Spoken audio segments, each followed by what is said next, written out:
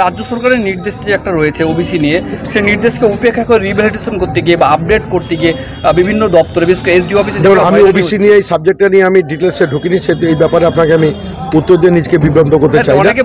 আমি এই ব্যাপারটা আমি সাবজেক্টটা আমি বুঝি না বা আমি জানি না, যেটা আমি জানি না সরাসরি বলতে চাই, সেহেতু এই ব্যাপারে আপনার উত্তর আমি দিতে গিয়ে আমি সঠিক বেঠিক কোনোটাই যেতে পারবো না।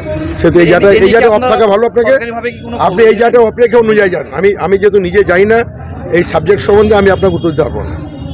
আমাদের রাজ্যের বিদ্যুৎ প্রতিমন্ত্রী আখরুজ্জামান বলেছেন এটা উনি জানেন না এবং এ বিষয়ে বোঝেন না। তাহলে আমরা এমন একজন রাজ্যের বিদ্যুৎ প্রতিমন্ত্রী পেয়েছি, একজন অযোগ্য মানুষ, অপদার্থ মানুষ। সরকারের সিদ্ধান্ত উনি সরকারের মন্ত্রিসভার সদস্য হওয়ার পর উনি জানেন না, এটা আমরা মনে করি না। উনি জানেন সবটাই। মুসলিম কমিউনিটিকে এ ক্যাটাগরি থেকে বি ক্যাটাগরি করা হয়েছে, উনি এটা জানেন। কিন্তু মমতা বন্দ্যোপাধ্যায়ের কাছে প্রতিবাদটা করার মতো উনার সিট দ্বারা শক্ত না। কেবল উনারই না, আমাদের পশ্চিমবঙ্গে যতগুলো মুসলিম এমএলএ রয়েছে, মন্ত্রী রয়েছে, এমপি রয়েছে এবং মুসলিম জনপ্রতিনিধি রয়েছে এবং বিভিন্ন জায়গায় মুসলিম পদাধিকার বলে যারা নেতৃত্ব হয়ে তৃণমূলকে নেতৃত্ব দিচ্ছে, এদের কারো ক্ষমতা নেই মমতার কাছে গিয়ে মুসলিমদের কমিউনিটির একটার পর একটা ক্ষতি করছে পশ্চিমবঙ্গ সরকার, এ বিষয়ে প্রতিবাদ করার। কারণ আপনারা সকলেই জানেন মমতা বন্দ্যোপাধ্যায় হচ্ছে পোস্ট, বাকিগুলো ল্যাম্প পোস্ট।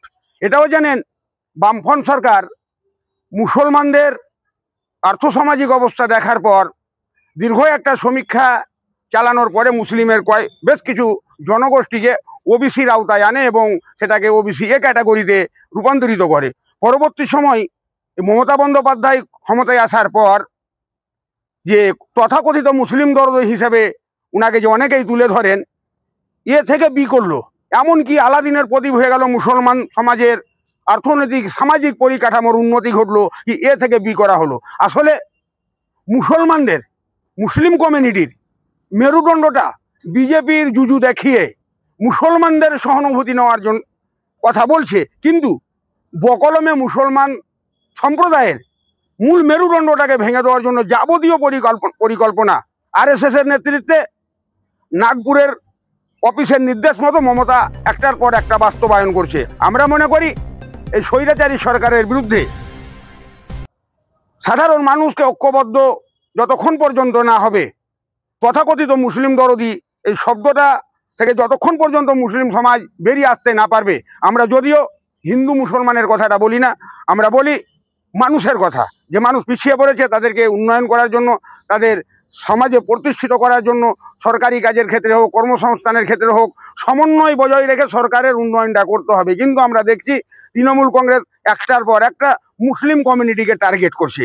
এই জায়গায় দাঁড়িয়ে আমাদের রাজ্যের বিদ্যুৎ মন্ত্রী বলছেন আমি জানি না, তাহলে আমরা ভাববো না আমরা এমন একজন অযোগ্য মানুষকে বিধানসভায় পাঠিয়েছিলাম, আমরা এরকম একজন অযোগ্য মানুষকে মন্ত্রী হিসাবে পেয়েছি যা নিজের কমিউনিটির ক্ষতি করছে সরকার, যে নিজের কমিউনিটিকে দিনের পর দিন ধ্বংস করে দিচ্ছে সরকার। সেই ব্যাপারে উনি তার সরকারের প্রধান দলের সুপ্রিমো মমতা বন্দ্যোপাধ্যায়কে বলতে পারছেন না। এই টালবাহানা অবিলম্বে বন্ধ হওয়া দরকার এবং আমরা মনে করি এরকম অপদার্থ একজন মন্ত্রী পশ্চিমবঙ্গের মাটিতে না থাকাই ভালো মনে করি। মোহাম্মদ তফিজুল ইসলাম, সদস্য সিপিআইএম, ঔরঙ্গাবাদ এরিয়া কমিটি।